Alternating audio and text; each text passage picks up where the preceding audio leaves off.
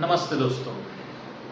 Once again we are here in our video lecture, and this time we are going to learn the use no sooner than. So previously we have studied use as soon as. आप बहुत अच्छे से जानते हैं कि हमने as soon as का प्रयोग इसके पहले देखा है. वैसे as soon as, no sooner than और हार्डली व्हेन ये एक ही प्रकार के, एक ही अर्थ दर्शाने वाले अलग अलग कंजंक्शंस. तीनों का भी अर्थ होता है जैसे ही वैसे ही. अभी अभी अगर देखें तो हमने ये बताया था कि भाई जो as soon as होता है या no sooner होता है, उसका प्रयोग हम रोजमर्रा के जीवन में भी काफी ज्यादा करते हैं. In day to day life we use these conjunctions very frequently whenever we have to show instant action. जैसे ही एखादी क्रिया घड़ी वैसे ही दूसरी घड़ी. फॉर एग्जाम्पल, जैसे ही अगर देखा जाए तो उसने उस पक्षी को उड़ते हुए देखा, वैसे ही उसने एक जोरदार जो तीर जो है उसको मारा, ऐसा हम बोल सकते हैं.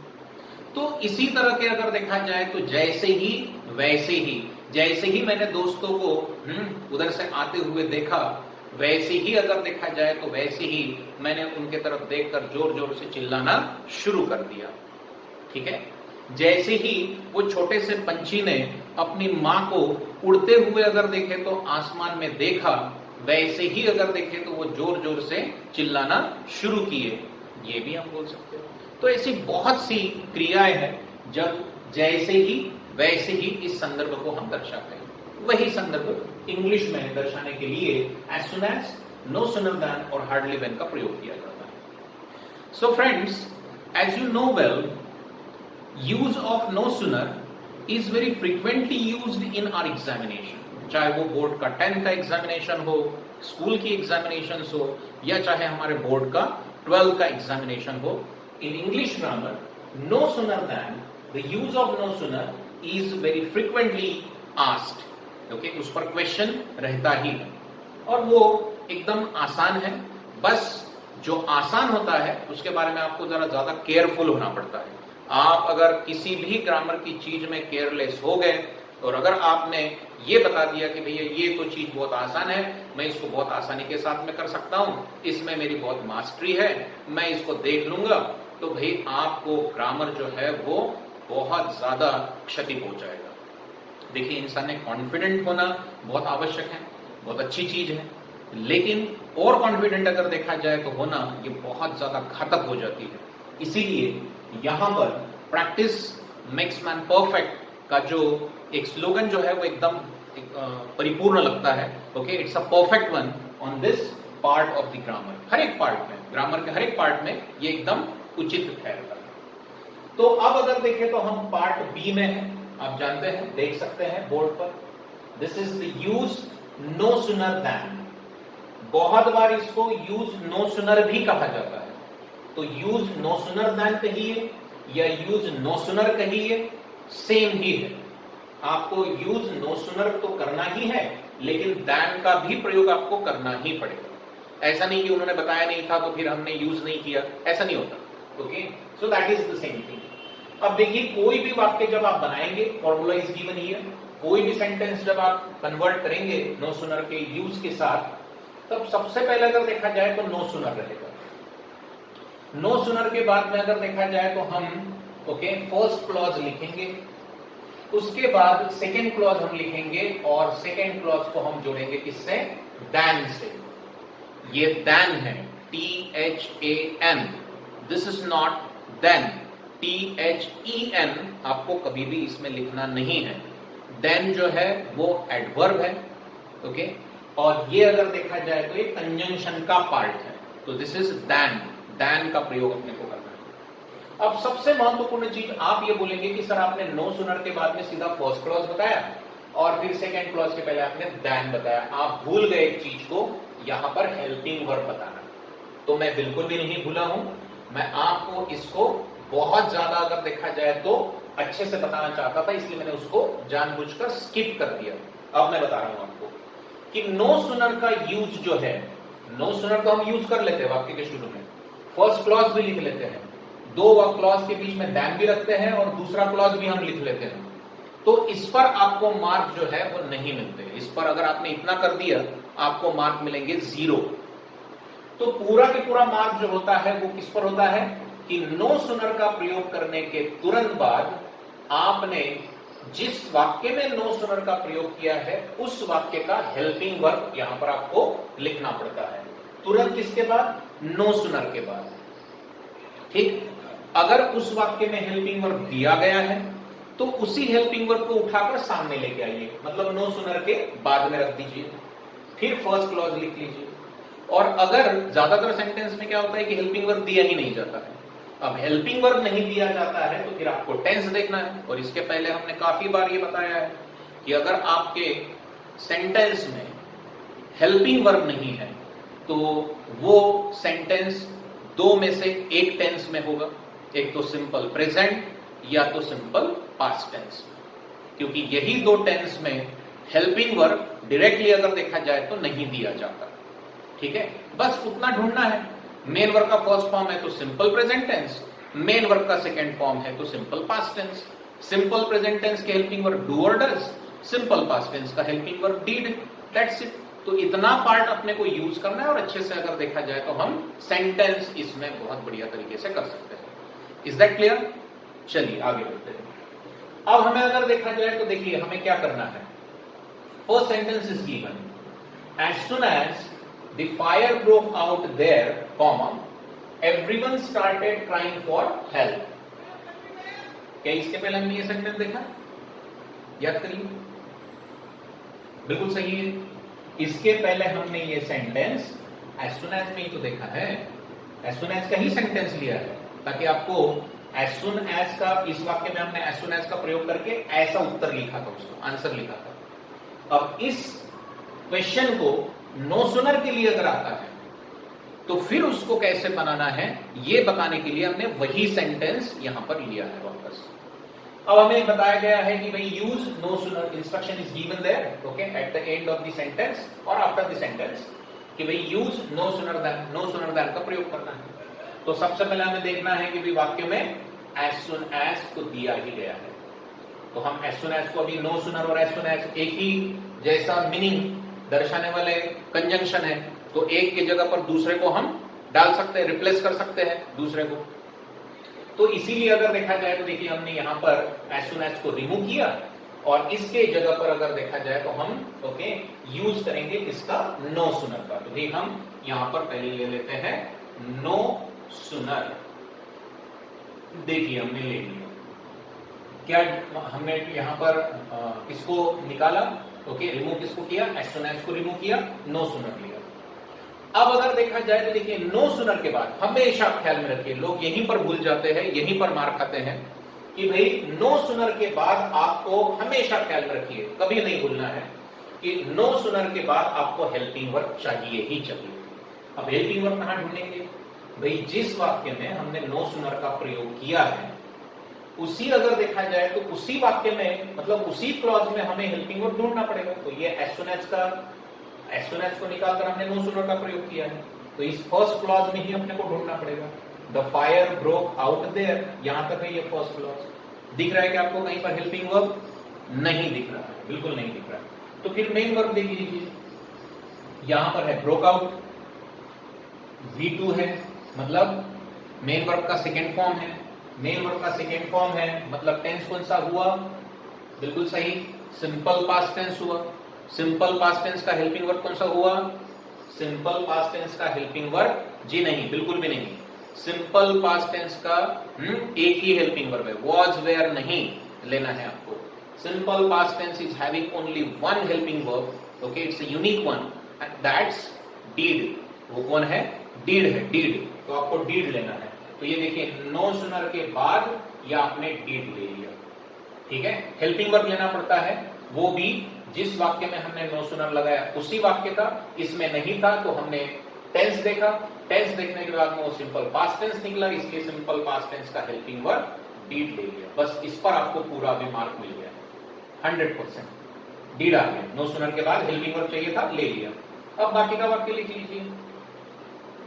द फायर, अब देखिए यहां पर, अब यहां पर ब्रोक आउट था, ब्रेक का पास्ट टेंस था, तो यहां पर डीड आने के बाद में हमने आपको बहुत अच्छे से बताया था कि भाई कभी भी वाक्य में डीड अगर आता है तो आपको अगर देखा जाए तो आपको करना क्या है कि डीड लेने के बाद आपको वाक्य में हमेशा मेन वर्ब का फर्स्ट फॉर्म रखना है, सेकेंड फॉर्म नहीं, क्योंकि डीड ऑलरेडी पास्ट टेंस कर चुका है, इसलिए हम डबल डबल एक ही वाक्य में पास्ट टेंस नहीं करते। तो यहां पर हम रखेंगे क्या, ब्रेक आउट देयर, देखिए ब्रेक का हमने यहां पर यूज किया फर्स्ट फॉर्म, और फिर यहां पर जो कॉमा है इसको हम हटाएंगे और यहां पर हम दैन रखेंगे, ठीक है। तो क्या हुआ, no sooner did the fire break out there than everyone, दूसरा सेंटेंस जो है, दूसरा क्लॉज जो है वो जैसे कि वैसे ही रहेगा, उसमें कोई बदलाव नहीं होंगे। Crying for help, okay, everyone started crying for help, ये आ गया।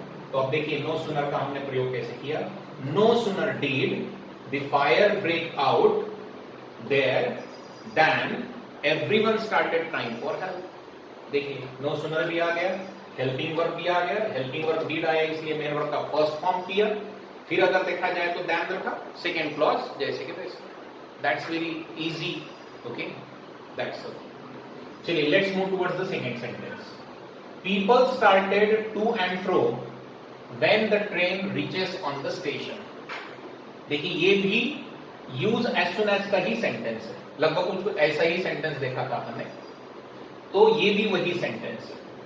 अभी आपको बोला गया है कि यूज नो सुनर दैन, या आपको बताया गया है कि यूज नो सुनर, तो नो सुनर बोला जाए या नो सुनर दैन बोला जाए, आपको यूज नो सुनर दैन का ही करना है, okay, that's clear.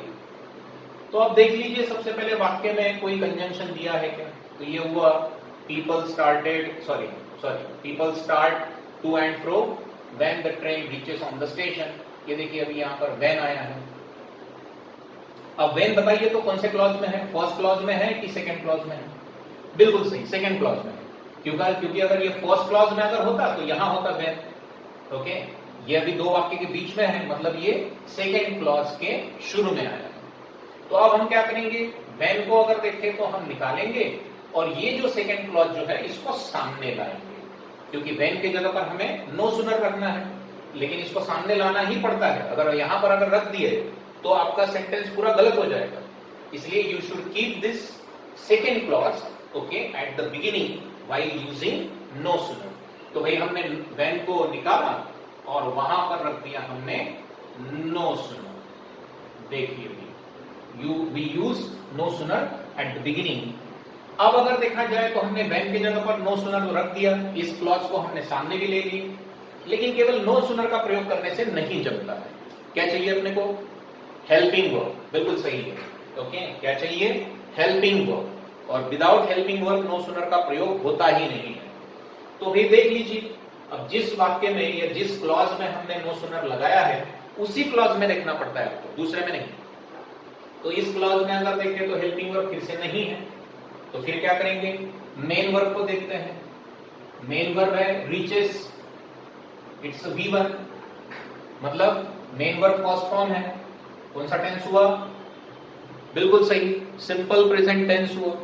Main verb first form, simple present tense. अब सिंपल प्रेजेंट टेंस के हेल्पिंग वर्ब कौन से हैं, कौन से हैं, सिंपल प्रेजेंट टेंस के हेल्पिंग वर्ब डू और डज है, लेकिन यहां पर अगर देखा जाए तो हम डू नहीं ले सकते। इसके दो कारण हैं, क्योंकि यहां पर अपना सब्जेक्ट सिंगुलर है, तो सिंगुलर के सामने डू नहीं आता, और दूसरा कारण भी यह है कि मेन वर्ब को ईएस लगा है, यस या ईएस लगा है, ओके, दो में से कोई भी कारण आपने ख्याल में रखा तो आपका ओके बेड़ा पार हो जाएगा, आप बहुत अच्छे से अगर देखें तो सेंटेंस कर पाएंगे। और हमने यहां पर अगर देखें तो दोनों भी कॉज बता दिए कि यहां पर विच को, मेन वर्ब को यस या ईएस अगर लगा है तो हम यहां पर डज लेते हैं, तो हमने यहां पर हेल्पिंग वर्ब ले लिया, जिस पर हमारा पूरा मार्क डिपेंड होता है। देखिए नो सुनर के तुरंत बाद we apply here does, get it? अब पहला वाला जो सेंटेंस है, मतलब this sentence, this clause you have to write it down. The train, अब यहां पर भी देखिए, अब रीचेस नहीं आएगा, अब क्या आया? रीच आ गया, REACH, क्योंकि इसका ES जो है ये तो यहां पर आ गया, डू को लग गया ES, मतलब यहां पर बार बार रिपीट नहीं होता, इसलिए रीचेस का हमने रीच किया, ये सबसे महत्वपूर्ण चीज, इसी पर ही मार्क है। ओके, ऑन दी स्टेशन, हो गया, ये क्लॉज हमने लिख लिया पूरा नो सुनर का यूज करके। अब कुछ नहीं, दैन का यूज कर लिए, और जो फर्स्ट क्लॉज है इसको जैसे के वैसे उधर रख दीजिए। People start to and fro, that's it, this is all everything about the second sentence. Okay, तो एक बार फिर से हमने no sooner does the train reach on the station then का प्रयोग किया, और पहला जो क्लॉज है ओके उसको एट द एंड में अगर देखा जाए तो हमने जैसे के वैसे रख दिया, उसमें कोई चेंजेस आपको करने नहीं होते हैं। सेकेंड क्लॉज हमेशा जैसे के वैसे ही रहता है। Clear? So that's all. Now let's move towards the third sentence. Mohan took sharp turn and a speedy car dashed him. Okay, तो ये सेंटेंस दिया गया है। अब अगर देखा जाए तो अब यहां सबसे महत्वपूर्ण चीज ये बताई गई है कि देखिए आपको नो सुनर का प्रयोग करना है, लेकिन यहां अभी ना तो एज सुन एज का प्रयोग किया है, ना ही अगर देखा जाए तो ना ही यहां पर किसी ओके व्हेन का या एज का प्रयोग किया गया है, यहां पर सिंपली एंड का प्रयोग किया गया है। तो अब हम क्या करेंगे, इस एंड को हम हटा देंगे। जैसे ही हमने एंड को हटा दिया, दोनों सेंटेंस सेपरेट हो जाएंगे। ओके, वही एज सुन एज वाला ही फॉर्मूला यहां पर भी लगाना है, ये दोनों भी सेंटेंस सेपरेट हो जाएंगे। अब देखिए दोनों भी सेंटेंस जैसे ही सेपरेट हो गए, वैसे देखिए Mohan took sharp turn a speedy car dashed him, इसमें देखिए सबसे पहले कौन सी क्रिया घड़ी? जैसे ही मोहन ने एक शार्प टर्न लिया, वैसे ही अगर देखा जाए तो एक स्पीडी कार ने उसको डैश कर दिया। ऐसे होगा या ऐसे होगा कि जैसे ही मोहन को एक स्पीडी कार ने डैश कर दिया, वैसे ही अगर देखा जाए तो मोहन ने एक शार्प टर्न लिया। भाई डैश करने के बाद में ऐसा कुछ हो सकता है? बिल्कुल नहीं। तो शार्प टर्न जैसे ही उसने लिया, वैसे ही अगर देखा जाए तो कार ने उसको ठोक दिया या डैश कर दिया, यही सेंटेंस बराबर है। मतलब फर्स्ट सेंटेंस की जो क्रिया है वो सबसे पहले घट रही है। क्लियर है? तो इसी को ही अपने को क्या करना पड़ेगा? नो सुनर लगाना पड़ेगा। जो क्रिया दोनों वाक्य में जो क्रिया सबसे पहले घड़ी है, उसको शुरू में लेकर नो सुनर का प्रयोग करना है। तो ये देखिए हमने यहां पर नो सुनर का प्रयोग कर दिया। ओके, नो सुनर रखा। अब हमें चाहिए क्या? हमें अगर देखा जाए तो हमें यहां पर चाहिए वो है क्या कि भाई हेल्पिंग वर्ब। तो हेल्पिंग वर्ब तो अभी यहां पर तो फिर से एक बार नहीं है, देख लीजिए यहां पर मेन वर्ब है took, it's V2, simple past tense है। एक बार फिर से तो कौन सा हेल्पिंग वर्ब लेना पड़ेगा? Did. Okay, we have already studied all this things in the tenses and here in the first sentence also. तो यहां पर डीड ले लिया, फिर यहां पर ओके मोहन आ जाएगा, राइट? हमने मोहन का अगर देखा जाए तो प्रयोग यहां पर किया है। अब देखिए डीड जैसे ही यहां पर आ गया है, वैसे ही अगर देखा जाए तो यहां पर टुक का हम क्या करेंगे? टेक करेंगे। मतलब एक ही सेंटेंस में दो बार पास्ट टेंस नहीं होता। अब यहां पर टुक आया था तो that is why it is in the second form, लेकिन इसमें अगर देखें तो हमें हेल्पिंग वर्ब लेना पड़ता है, और अब हमने सिंपल पास्ट टेंस का हेल्पिंग वर्ब ले लिया, और इसीलिए अगर देखें तो इसीलिए हम यहां पर ओके एक ही वाक्य में दो बार पास्ट टेंस नहीं कर सकते, इसलिए हमने टुक का बेसिक फॉर्म रखा। फिर हम रखेंगे शार्प टर्न, ओके, और फिर हमने बैन लिखा दो सेंटेंस के मिड में, and a speedy car him. This is all the sentence. देख लेते हैं एक बार. No sooner did Mohan take sharp turn than a speedy car dashed him. Okay, देखिए सेकेंड सेंटेंस में कोई भी आपको चेंजेस नहीं करने होते हैं. So we have already just taken all that particular things. Clear? अब ऐसा ही ये फोर्थ सेंटेंस है. सी, अब ये आपको बनाना है. Okay, you have to make all the sentences. Okay, you have to write all the sentences very well, and this one you have to make it. कैसे? देखिए, teachers begin to collect the papers. Teachers ने अगर देखा जाए तो paper collect करना शुरू किया. The bell is rung on time. जैसे ही बेल अगर देखा जाए तो समय पर बजी. ठीक है, तो अब क्या होगा? दो सेंटेंसेस अलग अलग दिए हैं.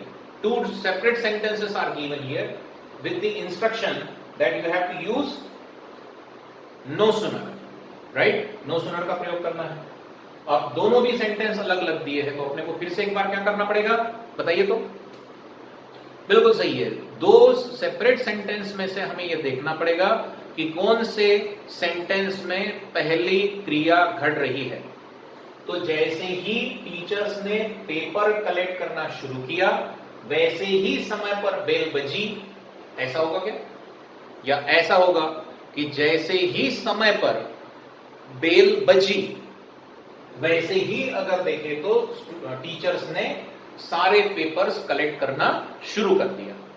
ओके, मतलब ये देखिए अभी यहां पर सेकेंड जो सेंटेंस है उसमें जो घटने वाली क्रिया है वो पहले घट रही है. तो इसको हमें सामने लेना पड़ेगा और इसको हम क्या लगाएंगे? नो सुनर लगाएंगे. Apply no sooner here. See, this is no sooner. Apply here. अब ये सेंटेंस हमें यहां पर लेना है. इस सेंटेंस को सामने लेना है जी. Okay, because the first action take place here, right? So we have to keep this okay at the beginning. अब यहां पर देखिए कि नो सुनर के बाद में हमें तुरंत में क्या चाहिए? हेल्पिंग वर्ब चाहिए. देख लेते भाई इसमें है क्या. अब इसमें है इज. तो अब अगर यहां पर है हेल्पिंग वर्ब तो यहां पर एडिशनल लेने की जरूरत नहीं है. जो है उसी को उठाइए, सामने लेके आइए. तो यहां पर आ जाएगा is. No sooner is the bell rang. अब ये पैसिव वॉइस कंस्ट्रक्शन है सिंपल प्रेजेंट टेंस का, तो ये जैसे कि वैसे ही रहेगा. क्योंकि इसमें हेल्पिंग वर्ब दिया ही गया था तो हमने उसी हेल्पिंग वर्ब को सामने लिया, इसलिए यहां पर ओके रंग के कोई भी फॉर्म को हमने चेंज नहीं किया. अंडरस्टूड? क्योंकि हेल्पिंग वर्ब ऑलरेडी दिया ही गया था, तो बाकी का वाक्य जैसे कि वैसे ही अपने को लिखना है. On time, as soon as the bell rang on time, as soon as no sooner is the bell rang on time. फिर अगर देखा जाए तो हम दो वाक्य के बीच में रखेंगे क्या? Then. And then we should write the first sentence at the next. Teachers begin to collect the papers, right? Is it? Yes, begin to collect the papers. Okay, ऐसे. इसलिए देखिए नो सुनर का यूज होने के बाद हमेशा एक बात को ख्याल रखिए कि you have to use helping verb. अगर आपने ये हेल्पिंग वर्ब नहीं रखा तो आपका मार्क पूर्ण रूप से चला जाएगा. आपको आधा भी मार्क नहीं मिलेगा, पूरा मार्क इसमें कट जाएगा. इसीलिए नो सुनर का नियम ही यह है कि after using no sooner you must use helping verb. अगर हेल्पिंग वर्ब दिया गया है तो वही रखेंगे, जैसे कि ये इज के सेंटेंस में दिया गया था तो उसको रख दिया हमने. लेकिन अगर नहीं दिया गया और मैक्सिमम सेंटेंस में हेल्पिंग वर्ब दिया ही नहीं जाता तो वो सेंटेंस सिंपल प्रेजेंट या सिंपल पास्ट में ही होता है, तो उसके हेल्पिंग वर्ब ले लीजिए. फिर सेंटेंस जो है वो रख दीजिए और दो वाक्य के बीच में आपको ये दैन रखना है. Than, THAN. Okay, this is not then, ये दैन है.